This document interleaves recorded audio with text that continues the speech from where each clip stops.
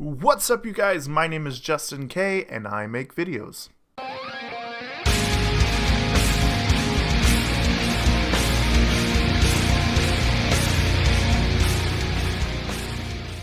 What's up, you guys? Welcome to Album Talk, where I talk about different albums of different genres of different bands and different things.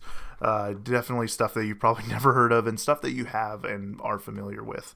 Just trying to broaden that mind, that music mind that we all have, trying to unlock the doors. Today I'm going to go ahead and do Showbread. This is raw rock right here. This is another album I picked up at Rasputin, and I believe I got it for like 10 cents or so. It was in the 10-cent section. They were trying to get rid of a lot of overstock, and this happened to be in there. And I'm super excited that I did get it, just because this is a really good album. And for those that don't know what raw rock is, this band kind of, I don't want to say invented it, because there's a lot of bands out there that sound like this, but they are the epitome of raw rock. And if you're interested in raw rock, I suggest starting out with Showbread. They have, I believe, 8 albums. This is their second album. This group is from Gayton, Georgia. And ironically, they started out as a worship band in a church, but were asked to leave because their music was viewed as satanic. As most churches do, they kind of look at the rock scene as the devil's music. The band is a Christian band, but more Christian-minded. They use the morals and stuff like that goes with Christianity and stuff like that. But they don't really put it into their lyrics. Their lyrics and their lifestyle has actually shown a lot of controversy for the group from their own fans. Honestly, in my opinion, I love it. I love the fact that you can have your own, belief in something, and you're not treaded down or put down to where you have to sing about Christianity just because you're a Christian band. It doesn't mean anything. You can be a Christian band and still be have the morale of Christians, or still kind of preach the word, but in a way of your own style. Not everybody's the same, and honestly, I feel that their fans that do feel that the band is kind of letting them down, it's kind of their fault. They're putting too much of their own beliefs onto the band, when the band is actually really decent. If you listen to the music, the band is really decent. Many people label this band as a metal group, but they're really not. They're raw rock, which a lot of other bands are like this as well. You can hear their influences very well, maybe like Queens of the Stone Age and stuff like that, but a little more of a harsher tone. The group used to be under the label of Tooth and Nail, and soon left for an independent label company called Come and Live. Ironically, this label company, Come and Live, they produce their music and sent it out as free downloadable. So honestly, I don't know if you can buy this album on iTunes or not. I know it's on Spotify for sure. And I will if I can buy it on iTunes, I will definitely put it down here in the description below, just like the last album. But this group, a lot of their albums were actually put out for free, which was actually pretty awesome, because this is a really good band, and to be putting out their albums for free, that's awesome. One thing about this group, though, is that I noticed they had a lot of lineup changes. Holy cow. There was a lot of lineup changes. I don't even know how many. I know for sure at least 8 people have been taken out of the band.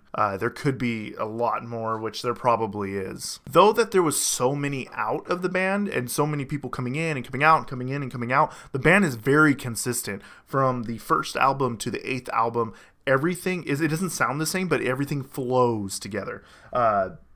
This album, in my opinion, out of the 8, is probably their second best. Their 8th album and their last album was the best by far. It came out in 2016, I believe. And this one, I believe, came out in 2002. I could be wrong. I'm probably wrong. Let's say I'm wrong. I'm wrong. But I could talk all day about this charismatic group. But this is album talk, not artist talk. So let's get down to the album. The album Age of Reptiles. It's a solid rock album from start to finish. The hard rock group from Georgia put together a very, very tight album. There's no loose ends. It's very, very well constructed, and everything just boom, track 1, track 2, track 3, track 4, and so on and so forth. It's very, very well constructed. Like I said, going from track to track to track, this group put a very tight grip on their album to where everything flows from beginning to end, just like their albums do from the first album to the 8th album. Every album flows from first track to the closing track. It's absolutely astonishing and amazing how well that they put this together. A lot of bands that do this, that construct very well, kind of overwhelm you. Kind of repeat a lot of things, and it's just they don't make it to where it's so overwhelming that your brain just goes. My favorite song on the album has got to be Jesus Lizard, the Jesus Lizard, and the reason why is for the synth. The synth player in this band that was, there's been many. For this album, the synth was just real. It was just there in your face, and I liked it. That's probably why this song kind of pops out the most, because in my opinion, it has the most synth in it. And I love the synth in this track, and it's kind of psychedelic too. So they have the raw rock meets the psychedelic feel of this track, which makes this track kind of pop out. With 10 tracks on this album, you get 42 minutes of raw, hard-hitting rock, and it just gets better with each album.